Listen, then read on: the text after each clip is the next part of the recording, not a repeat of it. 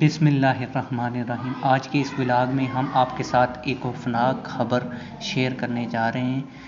یہ آپ کے لیے ہیڈ لائنز بھی ہو سکتی ہے۔ اس خبر کو کسی میڈیا چینل نے ابھی تک نہیں چلایا، سب سے پہلے ہم اپنے یوٹیوب چینل کے اوپر چلا رہے ہیں۔ آپ اس کی فوٹیج بھی ہماری ویڈیو کے اندر دیکھیں گے اور ویڈیو بھی چل رہی ہوگی۔ تو ویڈیو شروع کرنے سے پہلے میری آپ سے ایک چھوٹی سی ریکویسٹ ہے کہ اگر آپ نے ہمارے چینل کو نہیں کیا سبسکرائب تو چینل کو سبسکرائب کر دیں اور ویڈیو کو لائک کر دیں۔ چلتے ہیں جی۔ تحریک لبیک پاکستان کے زیر انتظام کراچی اورنگی ٹاؤن میں ایک ریلی نکالی جا رہی تھی، جیسا کہ آپ ویڈیو کے اندر دیکھ رہے ہیں۔ تو اس کے اوپر MQM کے کارکنان نے دعویٰ بول دیا، دہشت گردی کا حملہ کر دیا، جس کی وجہ سے تحریک لبیک پاکستان کے کافی کارکنان زخمی ہوئے۔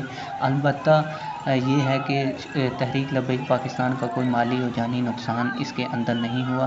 اس کے بعد میں کچھ باتیں آپ سے گوش گزار کروں گا تمام پارٹیوں کے کارکنان سے کہ آپ اپنی کمپین چلائیں، اپنی ریلیاں نکالیں، لیکن کسی کے اوپر حملہ نہ کریں۔